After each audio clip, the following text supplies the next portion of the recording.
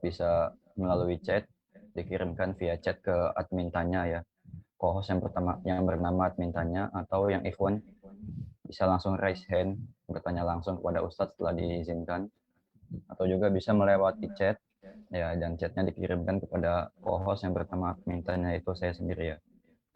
Kemudian yang keempat, menjaga adab saat bertanya, mendoakan Ustadz, bertanya jika ada materi yang kurang jelas, dan pertanyaan diharapkan diutamakan sesuai dengan tema. Itu saja. Tanpa memperpanjang waktu, kita berikan waktu kepada Ustadz. Tafadhol. Bismillah, Assalamualaikum warahmatullahi wabarakatuh. Alhamdulillah, nahmaduhu wa nasta'inuhu wa nastaghfiruh wa na'udhu billah min syururi anfusina wa min sayyiati a'malina. Man yahdillah fala mudilla lah wa man yudlil fala hadiya lah. Ashhadu an la ilaha illallah wa ashhadu anna Muhammadan abduhu wa rasuluhu la nabiyya ba'dah. Amma ba'd. Para ikhwah, akhwat, rahimanallahu jami'an. Semoga Allah subhanahu wa ta'ala merahmati kita semua. Kita melanjutkan di kajian kita dari kitab Al-Usul Ats-Tsalatsah. Ini pertemuan yang ketiga ya. Alhamdulillah. Semoga Allah subhanahu wa ta'ala memberikan keteguhan kita untuk tetap belajar ilmu syar'i, keteguhan hati kita untuk tetap berada di atas din yang hak, di atas Quran dan sunnah Rasulullah SAW sampai kematian tiba. Kita masuk pada dalil atas 4 prinsip yang disebutkan oleh muallif. Wajib bagi kita untuk mengetahui 4 hal, yaitu belajar, beramal, kemudian dakwah, ya, mendakwahkannya. Kemudian yang keempat adalah sabar. Ya. Yang pertama berilmu, kemudian beramal, kemudian yang ketiga mendakwahkannya, kemudian yang keempat adalah sabar. Ya. Apa dalil dari ini semuanya? Penulis mengatakan wad dalilu, dalilnya adalah gitu ya, wad dalilu alaihi, dalil atas masalah ini adalah firman Allah Bismillahirrahmanirrahim di surat Al-Asr, wal asri innal insana lafi khusrin illa alladhina amanu wa amilus salihati wa tawasaw bil haqqi wa tawasaw bis sabr. Kemudian penulis mengutip ucapan dari Imam Asy-Syafi'i rahimahullahu taala. Beliau mengatakan, "Lau ma anzalallahu hujjatan ala khalqihi illa hadhihi surah lakafathum."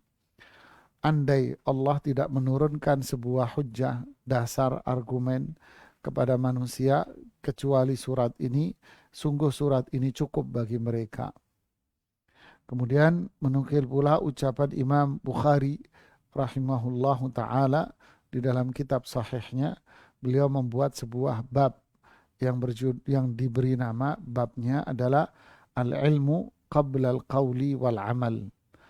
Ilmu dulu, ilmu sebelum berucap dan berbuat. Ilmu sebelum berucap dan berbuat. Wad dalil qawluhu ta'ala, dalilnya adalah firman Allah, fa'lam annahu la ilaha illa huwa wastaghfir li dzambik. Berilmulah, ketahuilah, berilmulah bahwasannya tidak ada sesembahan yang benar kecuali Allah, wastaghfir li dzambik, dan minta ampunlah kalian atas dosa kalian. Fabada'a bil ilmi qabla al qawli wal amal.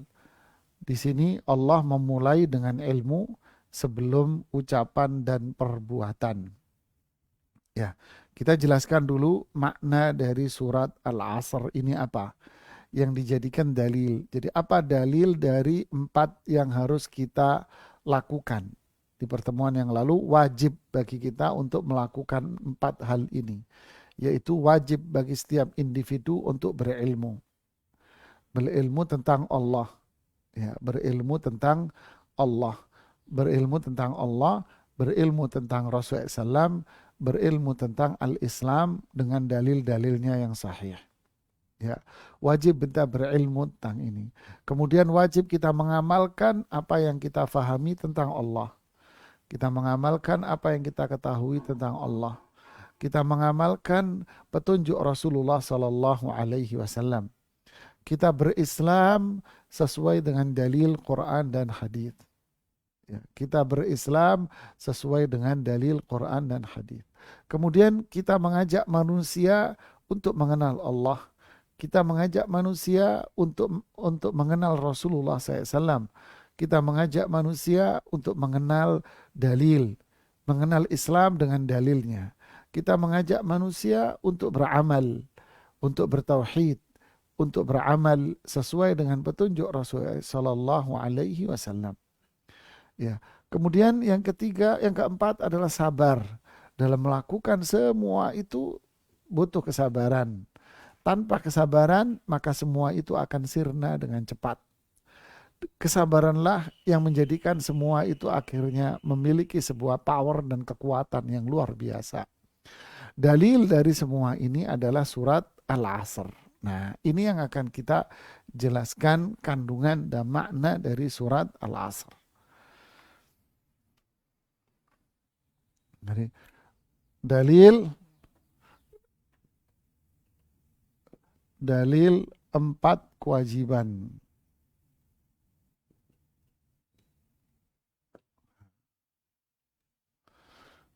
Wal asri. Ya. Wal asri. Kemudian innal insana, ini tulisan cepat ya.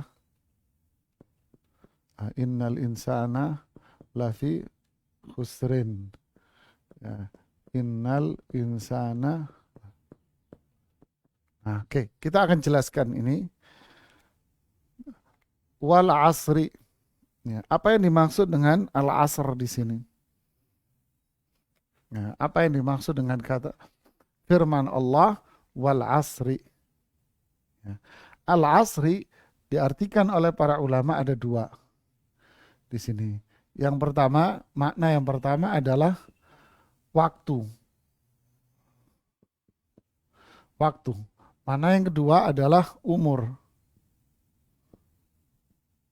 Nah, wal asri, demi waktu.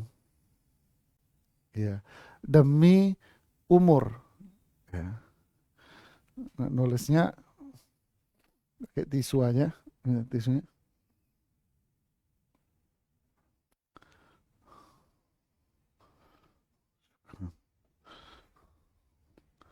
Gini aja nulisnya lebih enak.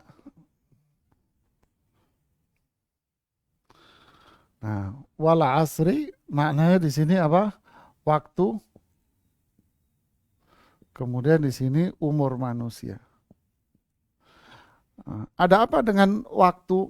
Nah, di sini dijelaskan waktu di sini ada apa? 1. Di sini ada perjalanan manusia. Ya kan? Di sini ada perjalanan manusia. Perjalanan manusia. Baik atau buruk.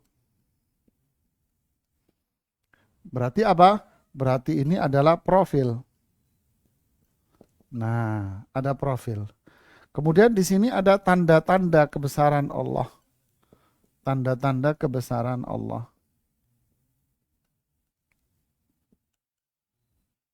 Berarti di sini ada berpikir. Nah, jadi perhatikan di sini. Kalau kita bicara di sini ya, wal asri, demi waktu. Allah bersumpah atas nama waktu. Kenapa? Karena di dalam waktu ini banyak terjadi perjalanan-perjalanan manusia yang beraneka ragam. Contoh, di situ ada Nabi Adam. Di situ ada Qabil dan Habil. Ada perjalanan dua sosok manusia, Qabil dan Habil, presentatif dari sebuah kebenaran dan kebaikan. Lalu di situ ada tanda kebesaran Allah, siapa yang mendapatkan kemuliaan dan siapa yang mendapatkan kebinasaan. Siapa yang untung dan siapa yang rugi. Lalu muncul kaum Nabi Nuh di zaman Nabi Nuh. Di situ ada masyarakat dan di situ ada orang yang beriman. Presentatif dari keburukan dan kebaikan. Siapa yang mendapat keberuntungan dan siapa yang mendapatkan keburukan. Di situ ada kaum Ad. Ya, di situ ada kaum Nabi Nuh, umatnya Nabi Hud, dan di situ ada kaum mereka yang hidup. Ada keburukan dan ada kebaikan. Ya. Siapa yang mendapatkan keburukan dan siapa yang mendapatkan keberuntungan. Begitu seterusnya sampai dengan umatnya Rasulullah Sallallahu Alaihi Wasallam. Di zaman Rasulullah SAW dalam sejarah, di situ ada Abu Jahal dengan kelompoknya. Di situ ada Yahudi dengan kelompoknya. Di situ ada kelompok munafik. Dan di sini ada mereka-mereka yang benar-benar menjadi teman dari Rasulullah Sallallahu Alaihi Wasallam. Berarti di sini ada keburukan dan di sini ada kebaikan. Siapa yang mendapatkan kehinaan dan kerugian dan siapa yang mendapatkan keberuntungan? Di waktu sinilah jamaah kita bisa melihat, oh ini yang baik, ini yang baik dan ini yang buruk. Dan di situ ada tanda-tanda kebesaran Allah. Oh, yang buruk ternyata mendapatkan kebinasaan, azab. Oh, yang baik ternyata mendapatkan kemuliaan dan masuk surga. Allahu Akbar. Ada semua di sini ada. Makna yang kedua adalah umur.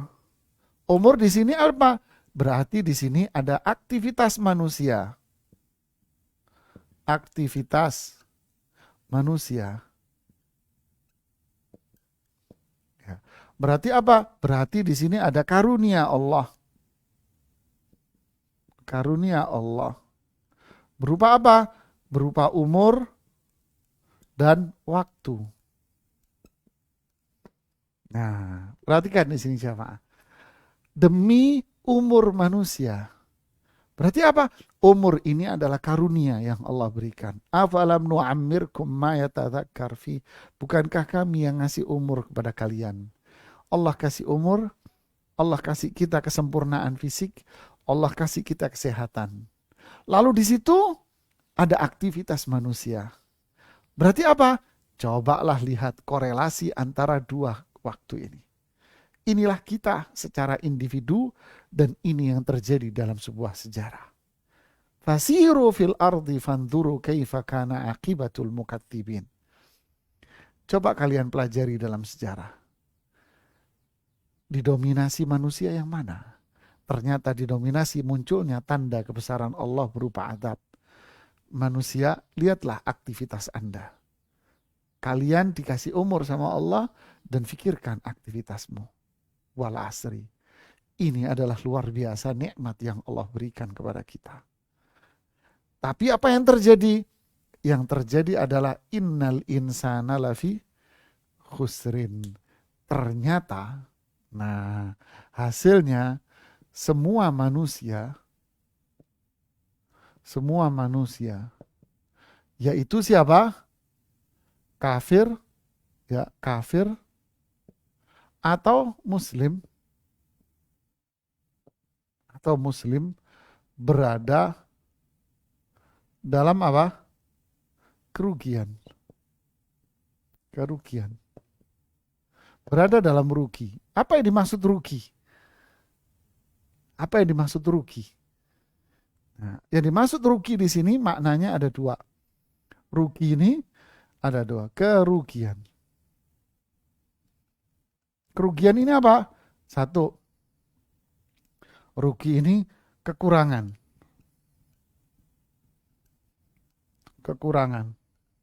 Rugi ini kehancuran.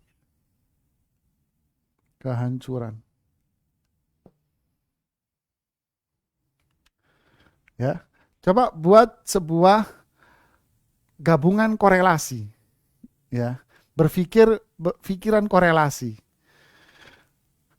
antara lafi khusrin dengan wala asri. Antara waktu, umur dengan kerugian ini. Menghasilkan sebuah kesimpulan antara dua item ini bahwa apa? Umur itu ibarat modal. Karena kata kerugian itu dipakai untuk apa? Untuk usaha. Kerugian rugi dagang. Ya, berarti korelasinya apa? Umur ibarat modal usaha. Berarti ternyata hasilnya apa itu? Kebanyakan manusia apa? Tidak menggunakan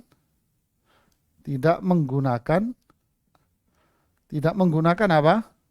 Modalnya dengan baik. Sehingga hidupnya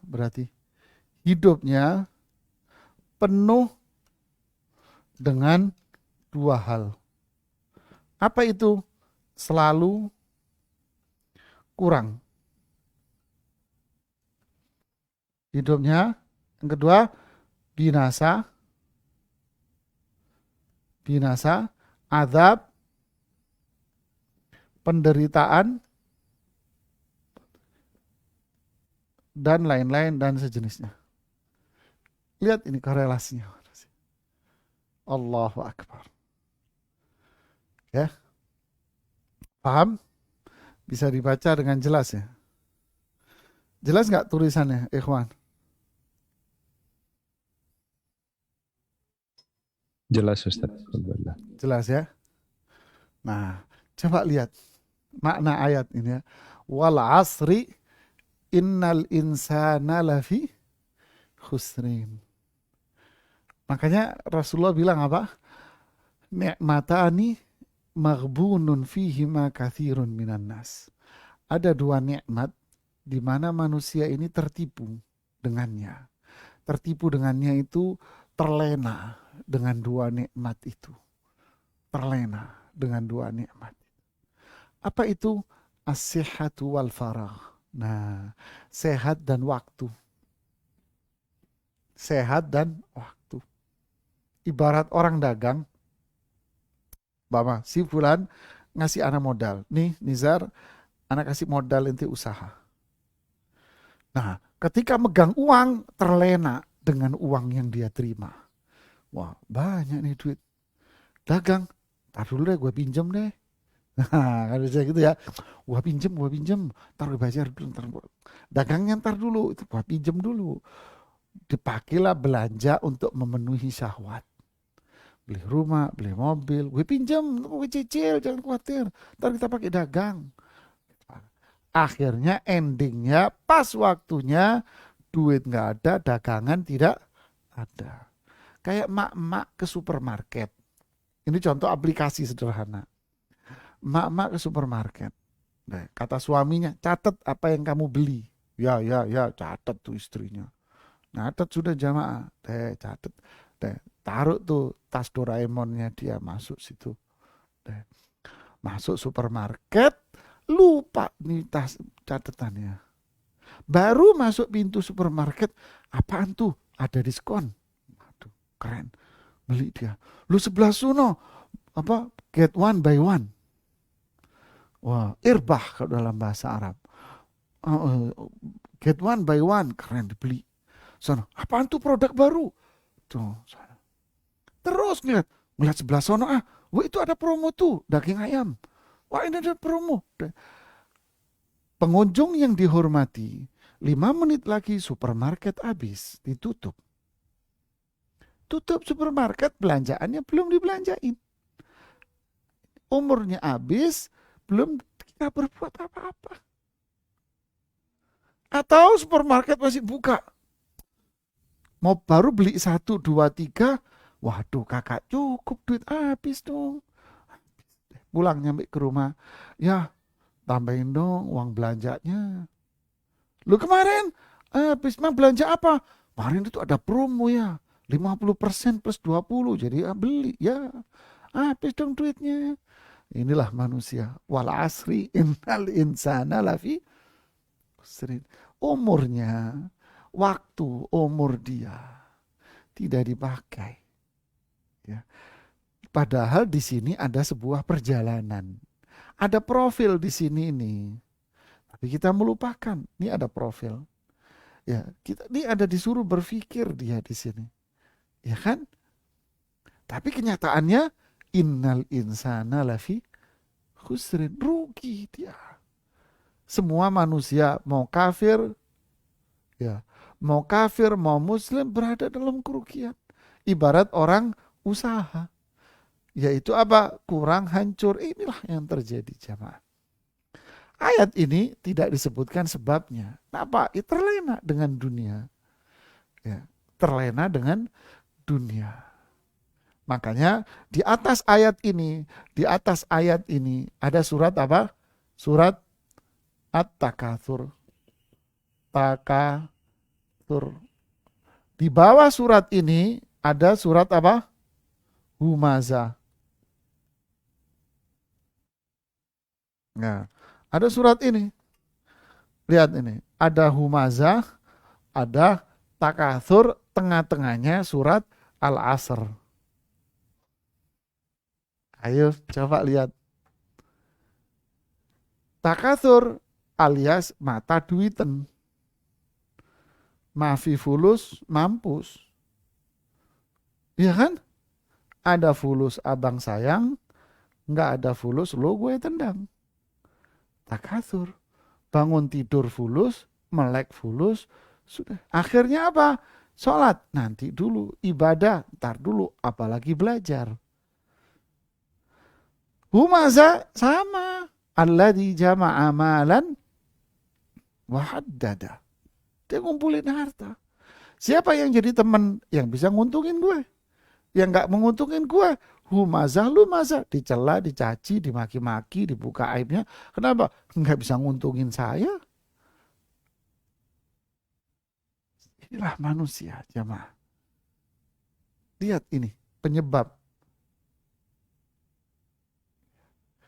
Lalu, siapa manusia yang beruntung? Di sini ada ilah.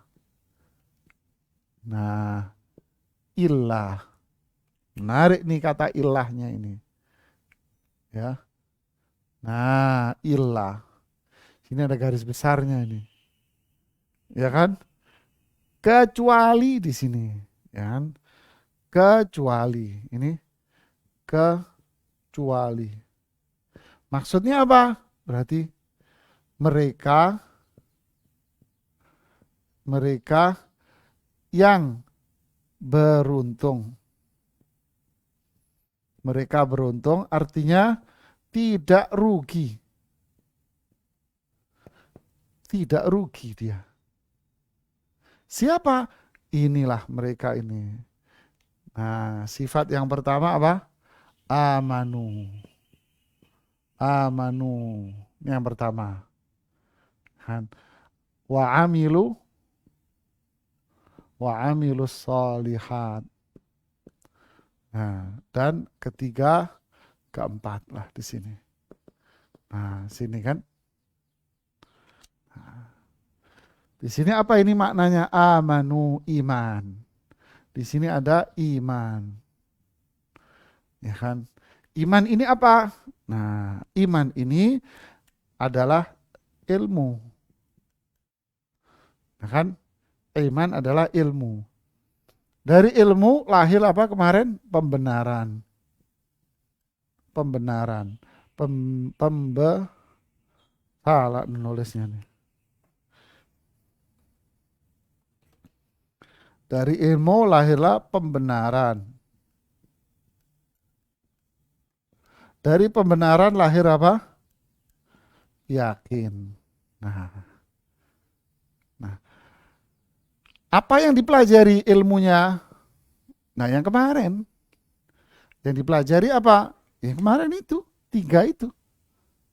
Mengenal Allah, Rasulullah SAW, dan belajar Islam. Kenali Allah, belajar tauhid. Belajar tauhid. Perkara-perkara yang wajib untuk kita yakini. Belajar la ilaha illallah. Ini yang kita pelajari. Belajar la ilaha illallah. Belajar mengenal Rasulullah SAW.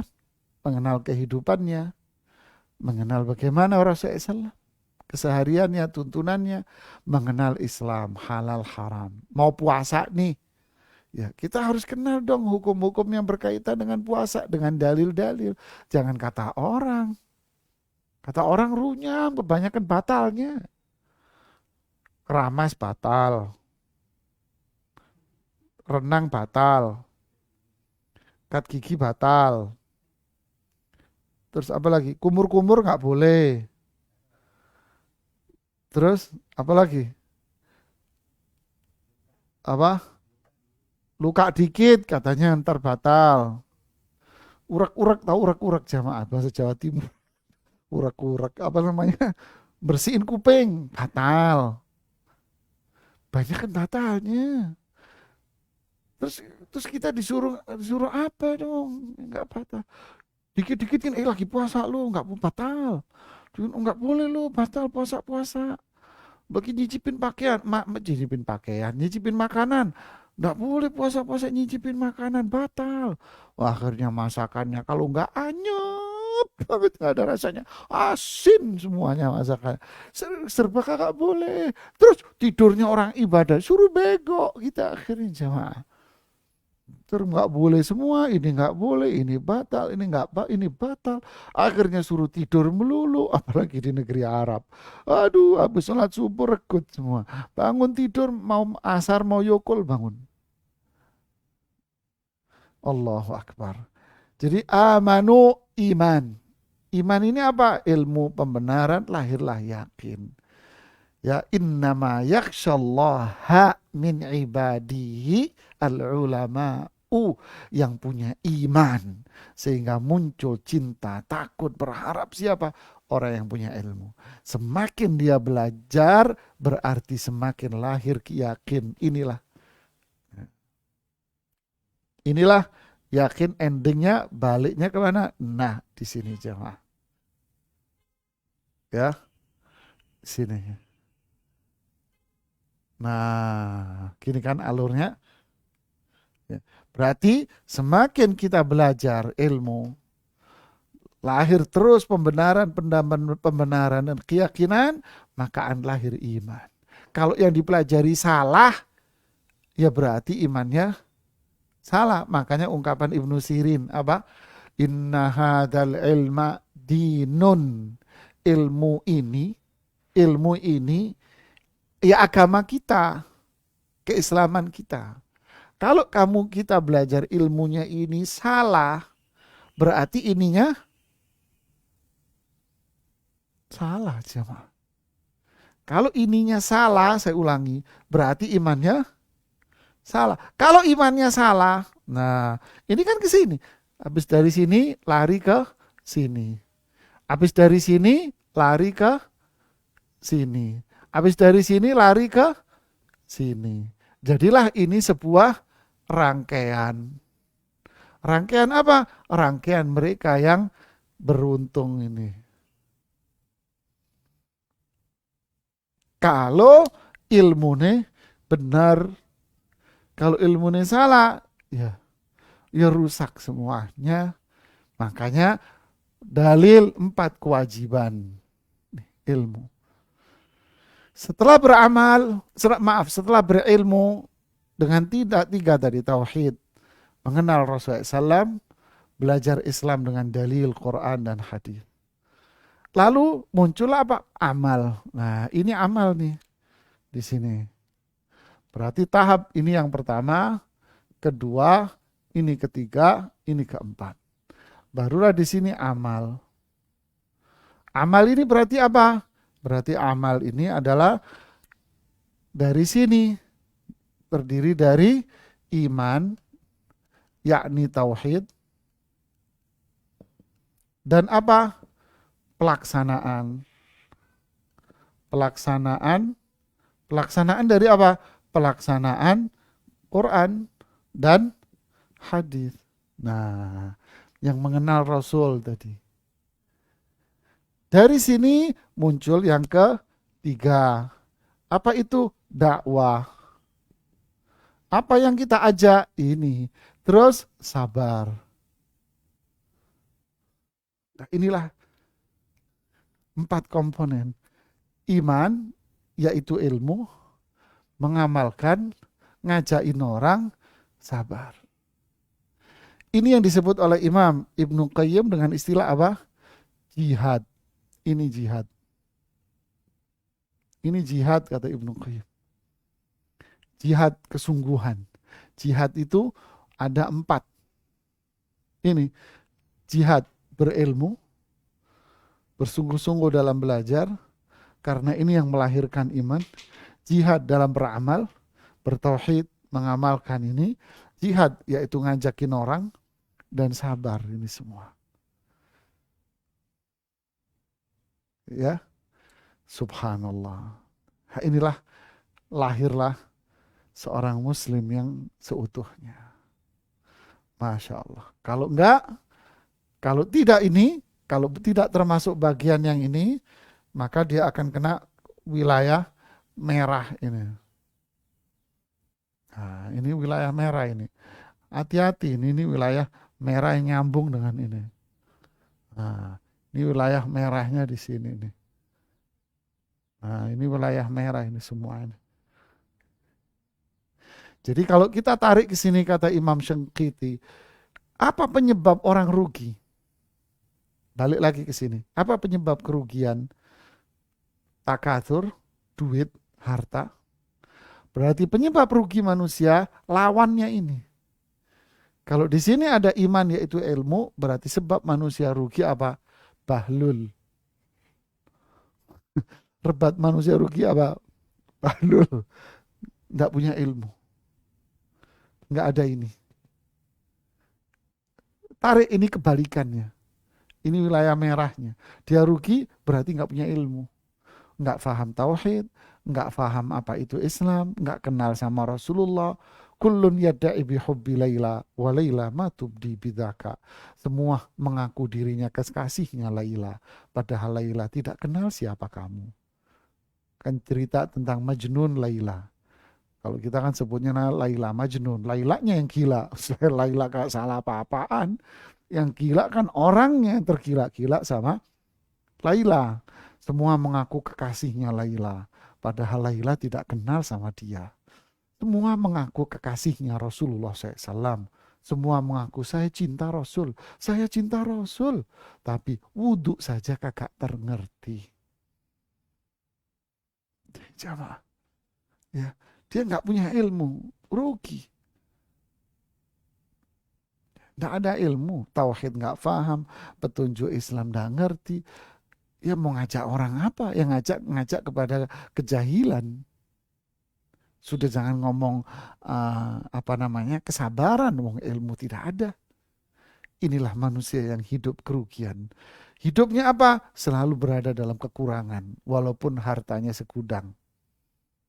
Tidak akan pernah merasa dirinya puas. Tidak akan merasa ada ketenangan dalam jiwanya. Berarti apa? Berartinya dia berada dalam azab. Goncang, gelisah, galau, stres, dan sebagainya.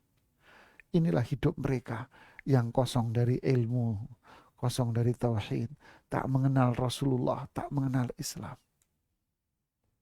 Lalu kita lebih memilih yang mana? Mau memilih berada di garis merah atau memilih di garis yang sini? Faman syaa falyu'min wa man syaa falyakfur. Siapa yang mau beriman, inilah jalannya. Siapa yang mau kufur, inilah modelnya. Ya, Masya Allah. Ada yang mau nyatet, silahkan. Ya paling enak sih di foto, nanti nyatetnya pelan-pelan di rumah. Zaman now.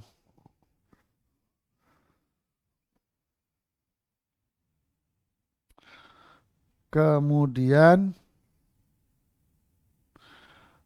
Imam Syafi'i mengatakan, ya. Kemudian, ya, ya, ya silakan kalau ada yang mau mencatatnya.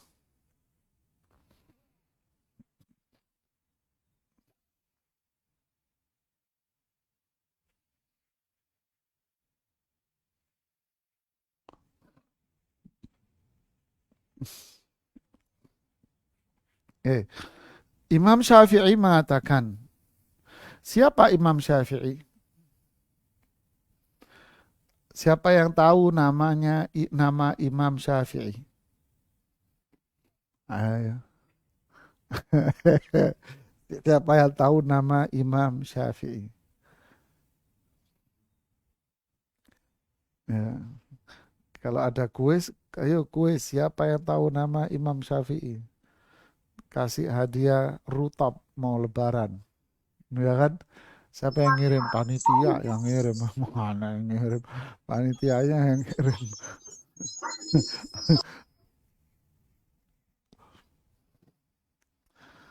Siapa yang tahu nama Imam Syafi'i?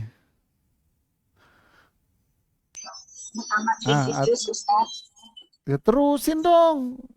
Muhammad bin Idris. Ya, raise hand-nya dimatiin.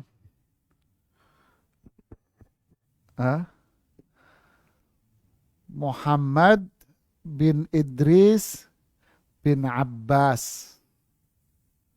Ya, Muhammad, bapaknya namanya Idris, kakeknya namanya Abbas, kakeknya lagi namanya Uthman, kakeknya lagi namanya Syafi'. Ya. Dan beliau dinisbatkan kepada sini Syafi'i.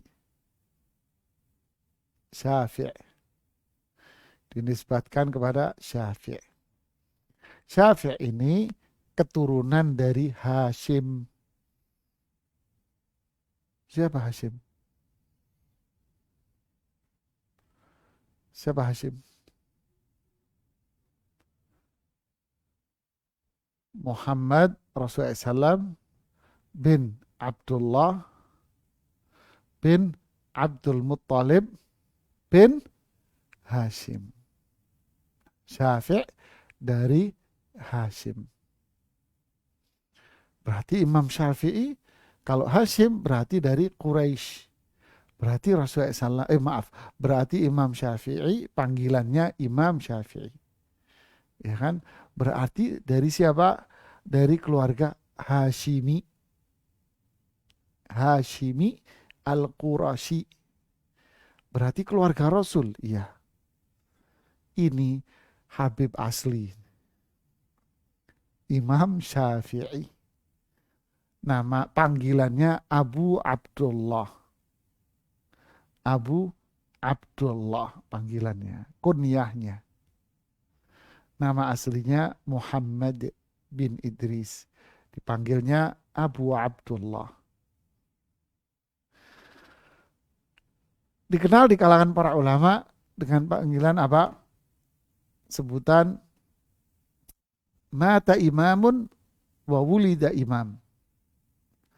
Meninggal seorang imam dan lahirlah seorang imam. Maksudnya apa? Di tahun 150 itu meninggal seorang imam besar. Siapa? Imam Abu Hanifah. Lahir Imam Syafi'i. Makanya disebut dengan istilah mata imamun wa wulida imam. Wafat seorang imam, yaitu Imam Abu Hanifah di Baghdad, dan lahirlah imam pula, yaitu Imam Syafi'i. Hashimi. Tapi keluarganya tinggal di Gaza, di Gaza, Palestina. Ya. Lalu Imam Syafi'i wafat di Mesir tahun 204. Ya, tahun 204. Berarti berapa umur Imam Syafi'i? 54. Gitu kan? Umur Imam Syafi'i 54 wafat. Sudah melahirkan apa? Melahirkan Islam yang luar biasa. Umur kita piro? Apa yang sudah kita lahirkan? Umur kita ini berapa? Dan apa yang sudah kita lahirkan? Inilah Imam Syafi'i. Salah satu dari madhab fikih yang dikenal dengan madhab Asy-Syafi'i. Ya, madhab Asy-Syafi'i. Beliau ini belajar pertama dari Imam Malik. Malik ibnu Anas, imam kota Madinah, yang dikenal dengan madhab Maliki. Ketika beliau ke Baghdad, belajarlah bersama Imam Syafi'i, namanya Ahmad bin Hanbal, yang dikenal dengan madhab Hambali. Berarti Imam Ahmad bin Hanbal, madhab Hambali itu muridnya Imam Syafi'i. Gurunya madhabnya sendiri, muridnya madhab sendiri, muridnya lagi madhabnya sendiri, tapi mereka adalah guru dan murid kalau sholat bareng. Yang ini sholatnya nggak pakai kunut, yang ini sholatnya kunut. Imam Ahmad mengatakan kunut itu bid'ah. Kan dari madhab Imam Syafi'i tidak disyariatkan. Imam Syafi'i mengatakan kunut itu disyariatkan. Kalau enggak kamu harus sujud sahwi malah. Tapi kalau bersama gurunya, Imam Ahmad sholat di belakangnya Imam Syafi'i baca kunut. Sebagaimana Syekh Al-Albani rahimahullah ketika berkunjung ke tempatnya Syekh bin Baz. Lalu tiba sholat dan sholat di jami' yang dimana Syekh bin Baz jadi imam. Di situ Syekh Albani persis di belakangnya Syekh bin Baz. Syekh bin Baz mengatakan meletakkan tangan begini ketika i'tidal, sami Allahu liman hamidah, terus dekap gini sunnah. Sedangkan Syekh Albani sami Allahu liman hamidah begini bid'ah, kata Syekh Albani. Syekh bin Baz jadi imam, sami Allahu liman hamidah begini Syekh bin Baz. Syekh Albani sami Allahu liman hamidah, tangannya ikut begini. Setelah salam, muridnya nanya, ya Syekh Nasir, bukankah engkau mengatakan sedekap waktu i'tidal itu bid'ah? Syekh Albani menjawab, iya, saya mengatakan ini bid'ah. Tapi saya sholat di depan guru saya, Syekh bin Baz. Dan saya makmum, saya wajib ikut imam. Ayo jemaah. Indahnya semua dengan apa? Dengan kembali ke sini. Dengan apa? Ilmu. Sikap dalam sebuah perbedaan. Oh, ini memang perbedaan. Allahu Akbar. Ya. Lihat, kalau nggak paham hukum, waduh, hantem kromo jemaah. Pukul sana, nyaci maki sana, nyaci maki sini. Dikit kita ambil profil. Lalu Imam Syafi'i mengatakan, "Lau ma anzalallahu hujjatan ala khalqihi illa hadis." Surah, balik ke bukunya. Mana? Imam Syafi'i mengatakan, sekiranya Allah tidak menurunkan hujjah bagi makhluknya selain surat ini, niscaya ia telah mencukupinya. Apa maksudnya? Apakah dengan mempelajari surat Al-Asr cukup bagi kita untuk mempelajari semua yang ada di dalam Islam? Yuk enggak lah jemaah. Maksud Imam Syafi'i di sini adalah ketika kita mempelajari surat Al-Asr ini, maka ini cukup bagi kita untuk memahami prinsip dasar Islam. Apa itu? Bahwa Islam itu prinsip dasarnya adalah ilmu, tauhid, dan beramal sesuai dengan tauhid dan Quran. Ini prinsip dasar. Jadi prinsip dasar Islam itu apa? Tauhid dan beramal sesuai dengan dalil. Kalau kita ingin belajar prinsip dasar ini, cukup dari surat Al-Asr aja paham.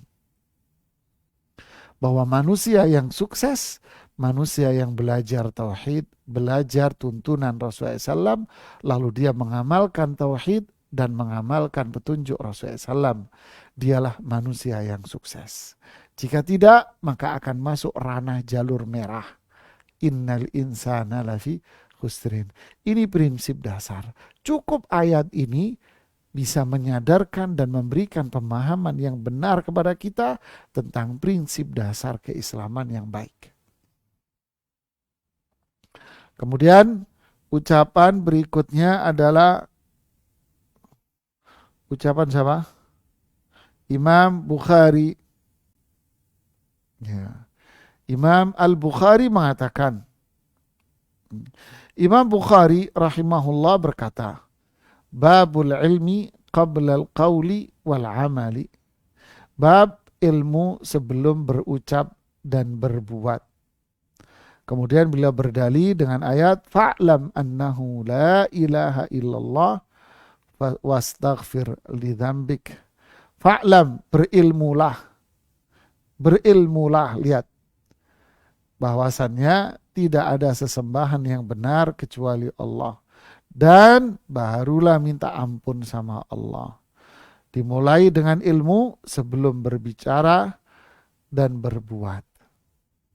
Siapa Imam Bukhari? Sesuai penisbatan. Demikianlah banyak para ulama menisbatkan dirinya dengan daerah. Imam Al-Bukhari, Imam An-Nawawi, Imam At-Tirmidzi, Imam Nasai. Ya, ini penisbatan kepada daerah. Bukhari berarti berasal dari daerah Bukhara. Ya. Imam Muslim An-Naisaburi, Sahih Muslim itu Muslim Ibnu Hajjaj An-Naisaburi, berarti berasal dari daerah Naisabur, Asia Tengah semuanya. Naisabur. An-Nawawi berasal dari daerah Nawa, masuk wilayah Syam. Ya, At-Tirmidzi atau Turmudi berasal dari daerah Turmud, Tirmidz. Begitulah para ulama banyak. As-Sarakhsi berasal dari kata Saraks, ya, madhab Hanafi. As-Samarqandi berasal dari daerah Imam As-Samarqandi, berasal dari daerah Samarqand. Ya, begitu pula banyak para ulama yang dinisbatkan ke daerahnya dan terkenal dengan itu. Bukhari terkenal dengan itu. Nawawi terkenal dengan itu. Ya, Imam Sarakhsi terkenal dengan itu. Ya, Samarqandi terkenal dengan daerah namanya. Begitu pula yang lainnya. Nama asli Imam Bukhari panggilannya Abu Abdullah, sama. Abu Abdullah. Namanya sama Muhammad juga. Namanya Muhammad bin Ismail bin Ibrahim bin Mughirah al-Bukhari.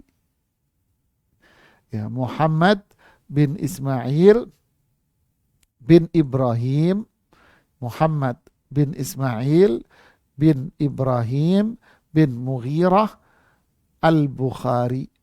Beliau dilahirkan di daerah Bukhara di bulan Syawal tahun 194. Tahun 194 beliau lahir sebagai anak yatim. Lahir sudah yatim, artinya ayahnya wafat. Berarti beliau hidup bersama ibunya.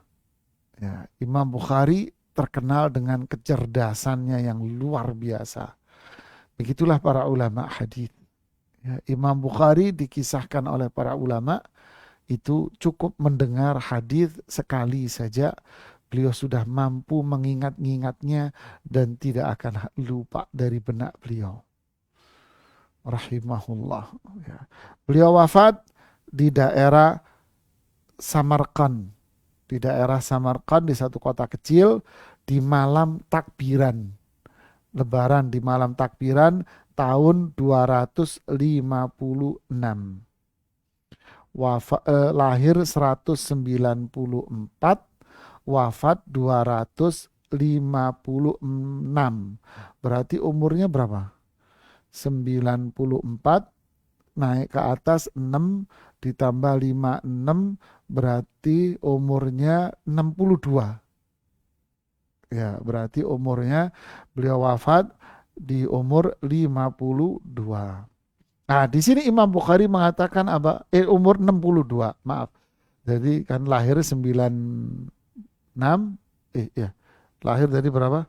96, ya. Lahir 194, maaf. Lahir 194, wafat 256. Jadi 62 umurnya. Di sini Imam Bukhari membuat bab di dalam Sahih Bukharinya, bab berilmu dulu sebelum berucap dan berbuat. Lalu beliau berdalil dengan surat Muhammad ayat 47. Fa'lam, berilmulah bahwasannya tidak ada sesembahan yang benar kecuali Allah. Berarti ilmu apa yang dipelajari? Tauhid, mengenal Allah. Berarti ilmu apa yang dipelajari? Mengenal Allah, seperti yang di atas. Kemudian mengenal Rasulullah Sallallahu Alaihi Wasallam. Lalu setelah itu beramallah, istighfarlah, ucapkanlah, rajinlah zikir, rajinlah beramal. Jadi didahului ilmu, baru berbicara dan beramal. Begitulah kita dalam keseharian, dalam pekerjaan. Masuk kantor, karyawan baru, di training dulu minimal 6 bulan dalam proses training kalau perusahaan besar. Ada yang training 3 bulan, ada yang training sampai 6 bulan dia lamanya di training. Di briefing dulu, dikasih ilmu, dibekali dulu. Ya, begitulah seharusnya. Mau belajar apa? Training dulu, belajar ini dulu, baru praktek. Ya, giliran agama banyak orang mempermudah. Apa itu? Bonek. Ya, bondo nekat. Yang terjadi bonek-bonek dalam beribadah. Akhirnya syirik bid'ah, karena bonek dikasih tahu marah. Bonek kok. Gitu kan? Tapi coba dia berilmu, maka akan sadar bahwa selama ini saya hanya bonek saja. Maka mulai hari ini saya tidak mau jadi bonek. Saya mau jadi manusia yang beradab. Ya. Wallahu a'lam bishawab. Ini yang saya sampaikan. Pada kesempatan hari ini kita akan lanjutkan mempelajari 3 prinsip utama dalam Islam pada pertemuan yang berikutnya insyaallah. Barakallahu fiikum. Silakan kembalikan ke admin kalau ada pertanyaan. Baik, jazakallahu khairan. Barakallahu fiik, Ustaz. Sebelumnya kita berapa menit untuk sesi tanya jawab ini, Ustaz, kira-kira? Sampai di sini 11:30 lah. Oh iya. Jadi sampai 11:30 kurang lebih ya. Ya nggak tahu di tempat inti jam berapa. Kalau di sini 11:30 lah. Ya, di sini 11:05 sama tuh. 11:05. Oke. Ya. Kita mulai bacakan pertanyaan yang masuk. Penanya berkata, Assalamualaikum Ustaz. Waalaikumsalam warahmatullahi wabarakatuh. Izin bertanya, maaf di luar tema. Bagaimana hukum ruqyah terhadap orang yang tidak mau diruqyah? Jazakallahu khairan. Hukum ruqyah bagi orang yang tidak mau diruqyah. Ya, bismillah, alhamdulillah, salatu wassalamu ala rasulillah ba'd. Ruqyah itu apa sih? Ar-ruqyah itu artinya qiraah, bacaan. Bacaan untuk apa? Bacaan untuk menyembuhkan. Wa qila man raq. Ya. Dan dikatakan kepada dia, siapa yang bisa membacain kamu sesuatu yang bisa menyembuhkan kamu? dari kematian ini, dari sakratul maut. Ruqyah, bacaan-bacaan untuk kesembuhan. Nah, ruqyah ini ada dua. Ada ruqyah syar'iyah dan ada ruqyah muharramah. Bahkan bisa syirik. Ruqyah syar'iyah adalah dengan membaca ayat-ayat Al-Quran. Dengan membaca ayat-ayat Al-Quran. Dan yang kedua dengan membaca doa-doa yang diajarkan oleh Rasulullah Sallallahu Alaihi Wasallam, atau doa-doa yang bisa difahami maknanya dengan jelas dan dengan bahasa yang jelas, tidak mengandung makna-makna dan kandungan syirik di dalamnya. Ini ruqyah syar'iyah. Untuk apa? Untuk kesembuhan. Kesembuhan penyakit fisik, maupun kesembuhan penyakit psikis, maupun kesembuhan dari kesurupan. Ya. Nah, siapa yang melakukannya? Ruqyah yang paling afdal adalah dilakukan oleh dirinya sendiri.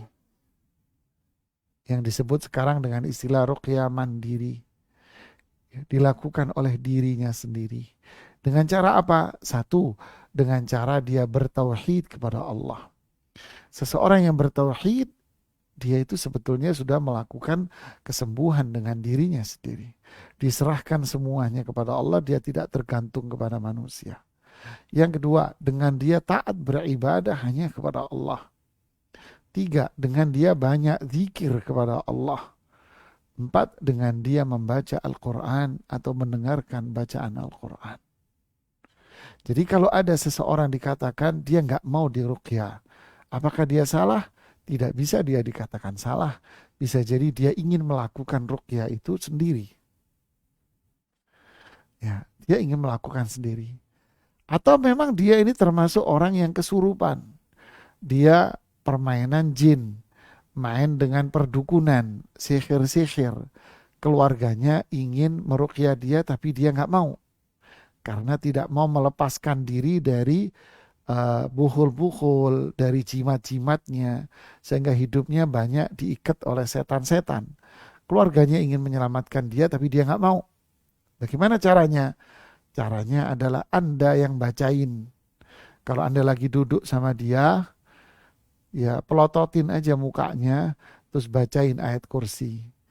Pelototin mukanya, bacain dari awal Al-Baqarah, dari ayat kursi, akhir Al-Baqarah, bacain Al-Ikhlas, Al-Falaq, An-Nas. Anda bacain. Rumahnya, setelin aja ngaji tilawah, MP3, MP4, secara terus menerus. Ya, kalau memang dia tipe orang yang senantiasa berkolaborasi dengan dunia klinik dan setan. Anda yang berusaha untuk mendakwai dan membersihkan rumahnya dengan MP3 taruh di situ biar di setel terus menerus di rumahnya. Iqra suratul Baqarah.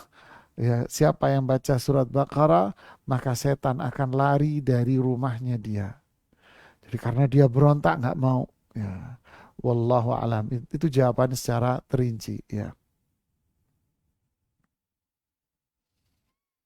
Nah, tafadhol, mungkin ada dari ikhwan yang ingin bertanya langsung, bisa langsung raise hand.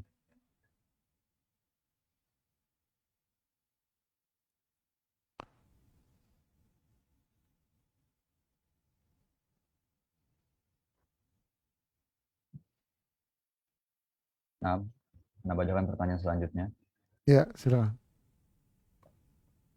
Pernah nanya berkata, Assalamualaikum Ustadz, bagaimana caranya menolak undangan ulang tahun? Apakah langsung menggunakan alasan bahwa hal tersebut tidak disyariatkan atau dengan alasan lainnya, misal ada acara lain dan sebagainya? Jazakallahu khair, Ustadz. Ya, bismillah, alhamdulillah, salatu wassalamu ala rasulillahi wa ba'd. Ulang tahun. Ya, ini juga hal yang unik ya. Umurnya nambah kok malah selamat. Ya, ini di antara keunikan ya.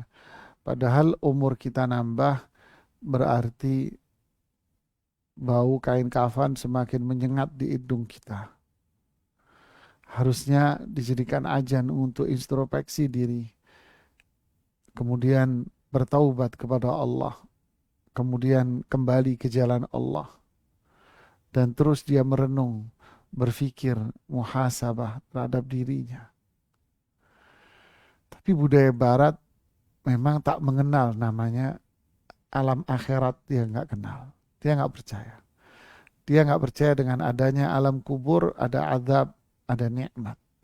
Tak kenal hari kebangkitan, adanya mahsyar, adanya hisab, adanya mizan, kemudian adanya sirat, adanya surga, neraka. Mereka nggak kenal itu. Makanya mereka selalu semakin tua, mereka ingin merayakan, ingin dirayakan.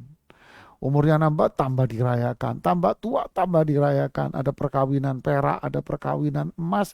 Tambah nenek-nenek, tambah dirayakan bagi mereka.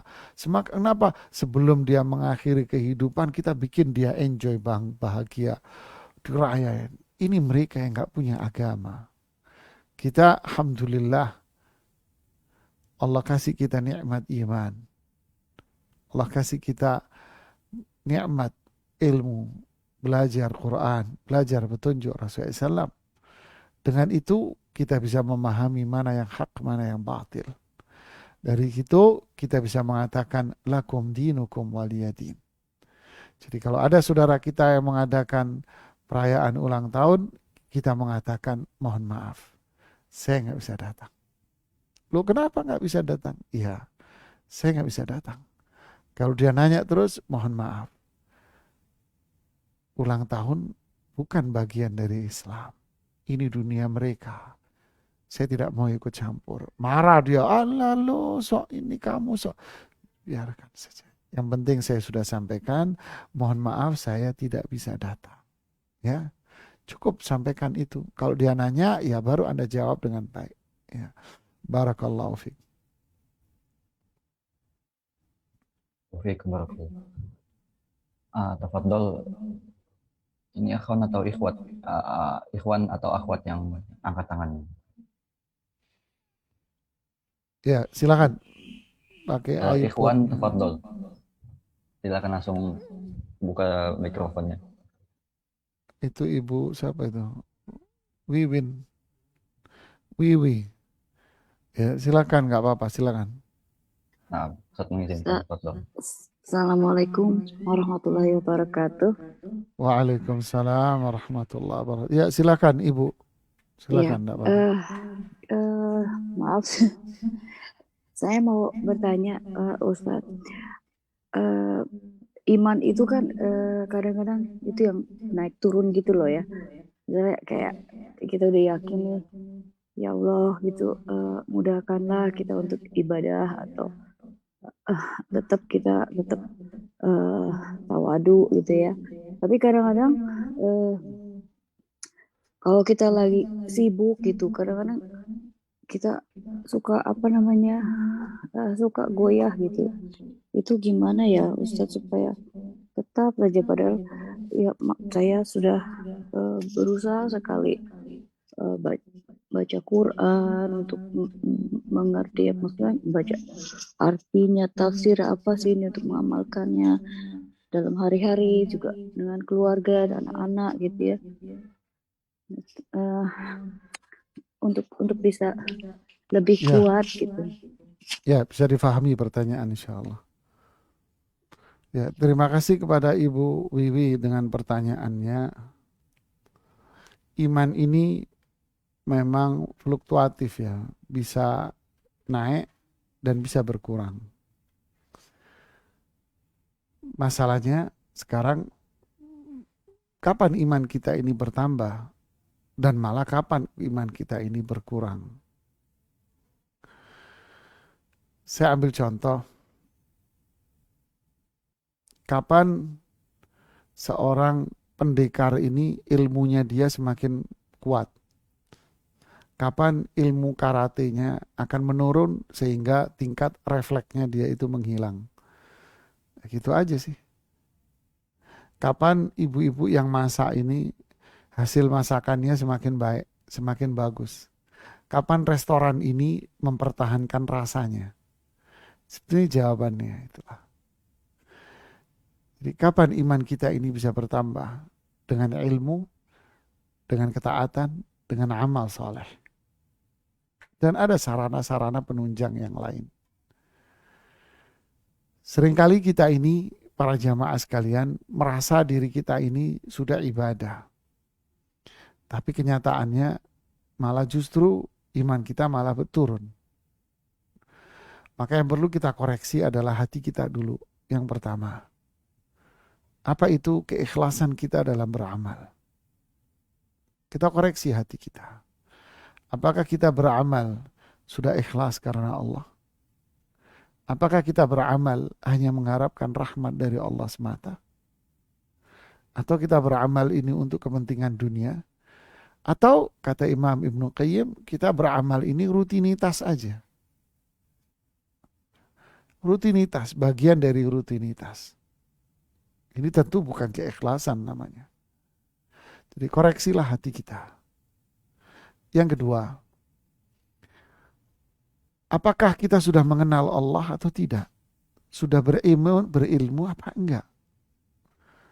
Kalau kita enggak berilmu, maka tak ada cinta. Maka harapan itu pun akan redup. Tak kenal, maka tak sayang. Tak kenal, hambar rasanya. Jadi teruslah kita belajar dan berilmu. Dari situ akan timbul kecintaan yang begitu besar kepada Allah. Akan timbul kecintaan besar kepada Rasulullah SAW. Apakah kita kenal sama Rasulullah atau tidak? Ilmu inilah yang menjadikan kita terus konsisten. Yang ketiga, jadi berarti ilmu ini ya tauhid, ya sirah, ya belajar Islam, ya tadabbur Quran, merenungi makna-makna Quran, belajar hadis. Ini semua bagian dari ilmu. Belajar hadis. Kemudian beramal. Kita amalkan. Kita coba mengamalkan itu. Kita jauhi lingkungan-lingkungan yang buruk, pertemanan. Ya, pertemanan-pertemanan yang jelek, lingkungan-lingkungan yang jelek, kita jauhi. Karena pertemanan itu, berapa banyak orang yang dulu beramal soleh. Jangankan manusia, ustadz, dulu seorang ustadz, dai yang luar biasa, mengajak manusia kepada tauhid, Quran, hadis, salah pergaulan, salah teman.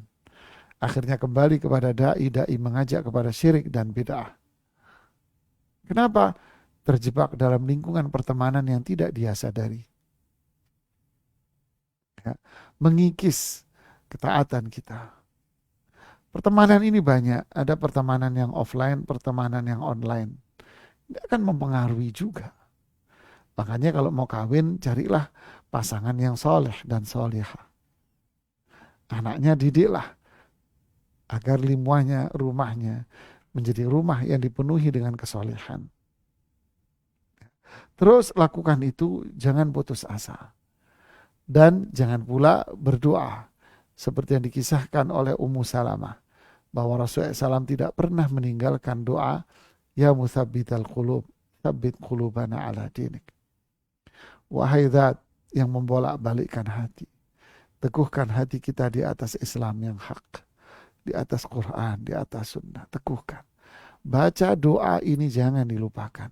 Terutama di posisi-posisi yang mustajab. Di saat kita sujud, kita baca, Ya muthabbital qulub, thabbit qalbi ala dinik. Atau thabbit qulubana ala dinik. Di saat kita tasyahud sebelum salam, setelah tasyahud, innaka hamidum majid. Sebelum salam, baca doa ini. Ya muthabbital qulub, thabbit qulubana ala dinik. Mau sholat wajib, sholat sunnah, atau doa kita panjatkan kepada Allah. Setelah sholat, setelah zikir, kita panjatkan doa ini. Malam, siang, sore, silahkan. Kita baca, kita perbanyak doa seperti ini. Agar Allah teguhkan kita untuk tetap berada di atas Islam yang hak. Jazakillahu khairan. Ya, pertanyaan berikutnya. Kita bacakan yang berikutnya. Penanya berkata, Assalamualaikum Ustadz. Waalaikumsalam warahmatullahi wabarakatuh. Izin bertanya tentang aplikasi surat Al-Asr tadi dalam rumah tangga. Bagaimana jika Ana sebagai kepala keluarga awam dalam ilmu agama, sementara diwajibkan mendidik istri dan anak yang terkadang menilai segala nasihat yang diberikan secara subjektif karena keterbatasan ilmu Ana. Bagaimana kiat yang terbaik dalam melakukan amalan ini? Masya Allah. Ya, bismillah, alhamdulillah, salatu wassalamu rasulillah, ya ba'd. Akhi, ukhti fillah. Dakwah ini bukan bikin pisang goreng ya. Sekarang lagi musim di Jakarta, pisang tanduk goreng. Ya, pisang tanduk yang segini itu jamaah, dipotong jadi 2, digoreng. Jadi lagi rame di Jakarta. Jadi pengen apa? Gede, wah mewah, sekali goreng. Ya, harga ya mahal. Tempe mendoan, gede segini di Jakarta jual 4.000. Iya, jadi kita ini maunya, apalagi tempe mendoan, Purwokerto, Banyumas, dicemplungin serang terus dicopot. Makanya eplek-eplek, mateng nggak, mentah nggak. Kita ini kadang berpikir seperti ini jemaah. Dakwah ini hal yang makan cepat saji. Makanya itulah pentingnya kita belajar sejarah. Coba lihat Nabi Nuh, dakwain anak berapa tahun jamaah?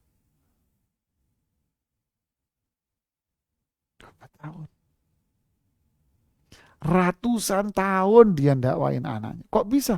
Oh iya kan menikah, diutus jadi nabi. Dalam riwayat Ibnu Katsir disebutkan diutus jadi nabi umur 50-an tahun. Menikah berarti saat itu. Berarti punya anak. Sampai last minute kejadian itu berapa ratus tahun. Tapi anaknya belum. Lihat. Nabi Lot dakwah terus sampai last minute. Malaikat datang untuk apa? Untuk balikin kotanya. Ya kan? Disuruh pergi sebelum matahari terbit. Ketika matahari terbit, habis tuh negeri. Sak bini-bininya. Berarti sampai itu last minute berapa tahun jemaah. Nabi Ibrahim. Berapa lama dakwain bapaknya. Dan seterusnya. Rasulullah SAW dengan pamannya berapa tahun. Riwayat yang 8 tahun Rasulullah diasuh Abu Talib. Ada yang mengatakan riwayat 12 tahun Rasulullah SAW mulai diasuh Abu Talib. Sedangkan Abu Talib wafat 10 tahun setelah kenabian. Berarti umur berapa? 50 tahun. Anggap Rasulullah diasuh Abu Talib dari usia 8 tahun menurut riwayat yang masyhur. Berarti berapa tahun itu diasuh oleh Abu Talib? Tapi Rasulullah gak putus asa terus. Last minute sampai Abu Talib mau wafat. Ya am, qul la ilaha illallah. Wahai paman, ucapkan la ilaha illallah, saya akan bela di hadapan Allah. Inilah dakwah. Satu. Yang kedua, dakwah itu dengan keluarga. Yang paling manjur adalah sikap dan perbuatan. Ini yang kedua. Sikap dan perbuatan kita. Makanya ayat Quran bunyinya apa? Qu anfusakum. Jaga diri kamu wahai suami. Wa ahlikum. Dan keluargamu, anakmu. Dimulai dengan suami, baru setelah itu suruh ngajarin istri. Berarti dakwah yang paling utama buat keluarga apa ada? Mulai dari diri Anda. Mulai dari diri Anda.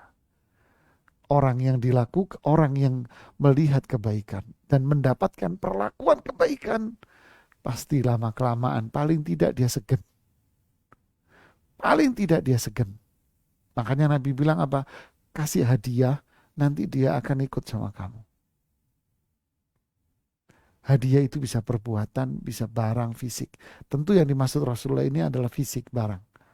Artinya kebaikan itu bikin orang luluh, lentah, habis. Ya, mulai dari diri Anda.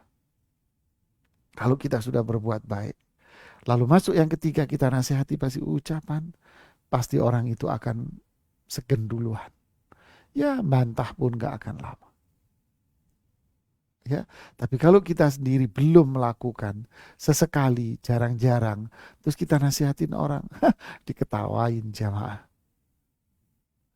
Ya, yang keempat, ini sabar jamaah. Makanya Al-Quran bunyinya apa? Wa'mur ahlaka bis salati wastabir alaiha. Suruh keluargamu salat. Allah bilang apa? Wastabir. Saya tuliskan Anda, biar Anda tahu kita. Oh, udah dicopot anunya kameranya. Mohon maaf jemaah. Dikira mau bubar, kameranya udah dilepas yang satu. Oke lah. Pak, lihat. Wastabir.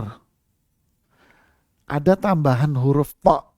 Wastabir. Aslinya apa? Wasbir. Suruh keluargamu sholat. Aslinya wasbir. Sabarlah. Tapi Allah mengatakan wastabir. Berarti istibar. Istibar itu apa? Sabar kuadrat. Sabar super ekstra.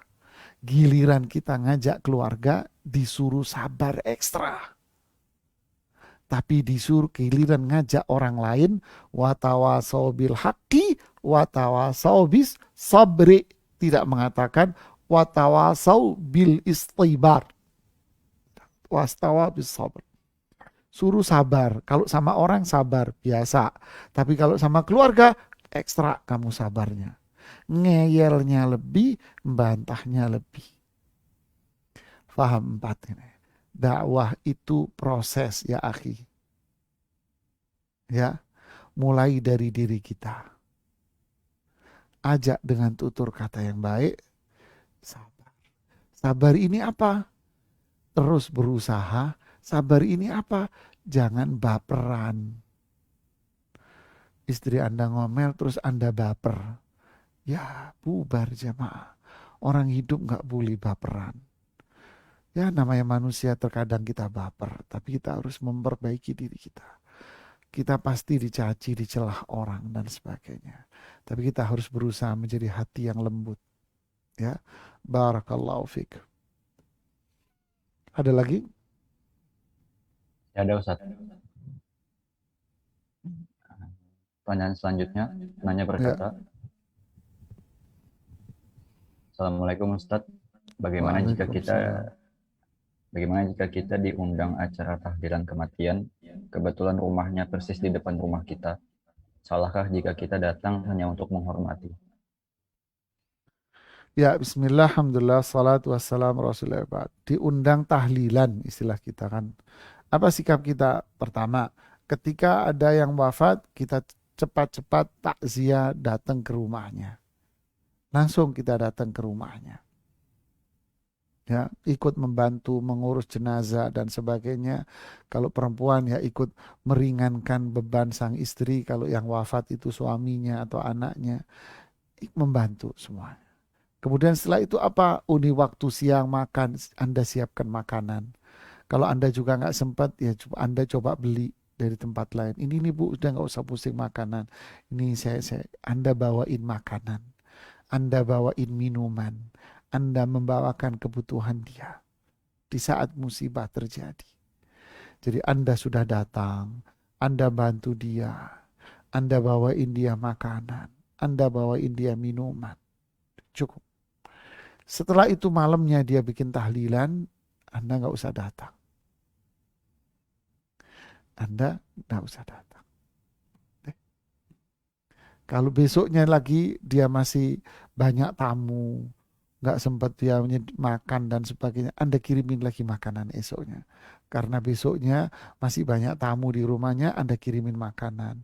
Anda kasihin kue, Anda kasihin minuman. Malamnya tahlilan lagi, nggak usah datang lagi. Kira-kira ditanyain nggak Anda? Enggak. Kenapa? Anda paginya datang. Anda paginya bawa kue dan makanan dan minuman, nggak naik. Tapi kalau waktu takziah nggak nongol, Ya, terus nggak bantu, malamnya nggak datang, ya, ya kayak dia ya, bukan cara yang baik namanya. Ya, barakallahu fiik. Kalau masih ada terakhir pertanyaan, Baik, masih ada Ustadz. Saya bacakan lagi. Penanya berkata, Assalamualaikum Ustadz. Waalaikumsalam warahmatullah. Bagaimana sikap kita untuk menjelaskan perihal dosa kepada anak balita? Contoh, Apa itu? jika anak balita Ya, menjelaskan perihal dosa kepada anak balita. Nah, contoh, jika anak membuang makanan, bila kita bilang itu mubazir, anak terkadang tidak mengerti. Jika dijawab, nanti dosa dan Allah tidak suka. Apakah boleh, Ustadz? khatibin nasa qadra uqulihim, hadithun nasa bima yaqilun. Ya, ajak bicara orang sesuai akalnya. Ajak bicara orang sesuai dengan kemampuan dia berpikir. Anak umur setahun, insya Allah tidak ada cerita mubazir karena selalu disuapin. Kalau umur 2 tahun mulai dia makan sendiri. Nah, di situ dia mulai buang-buang makanan. Karena dia makan sendiri. Disitulah kita mengatakan, cukup Anda mengatakan tidak boleh dibuang-buang. Nggak boleh dibuang. Cukup. Nggak boleh Anda panjang. Nah, nggak boleh, ini mubazir namanya. Oh, kepanjangan nggak ngerti dia. Cukup Anda mengatakan jangan dibuang. Ya, anak umur segitu bahasanya bahasa doktrin, yaitu bahasa iya tidak, boleh sama nggak boleh. Ya, bagus sama nggak bagus, bagus sama jelek, itu bahasanya sudah. Tidak boleh dibuang, dimakan habis, selesai. Nah, makanya orang dulu suka ngomongnya apa? Nggak boleh dibuang, nasinya nangis katanya orang dulu, ya kan ya. Nggak boleh dibuang, cukup Anda mengatakan demikian saja. Ini sesuai dengan akalnya. Ya, ini yang bisa saya sampaikan. Semoga bermanfaat dan mohon maaf jika ada kekurangan pada diri saya. Kita tutup dengan doa kafaratul majelis dan sebelumnya terima kasih kepada para ikhwah yang ada di admin yang membantu acara ini semua. Kita tutup dengan doa kafaratul majelis. Subhanakallahumma bihamdik asyhadu an la ilaha illa anta astaghfiruka wa atubu ilaik. Assalamualaikum warahmatullahi wabarakatuh. Waalaikumsalam warahmatullahi wabarakatuh.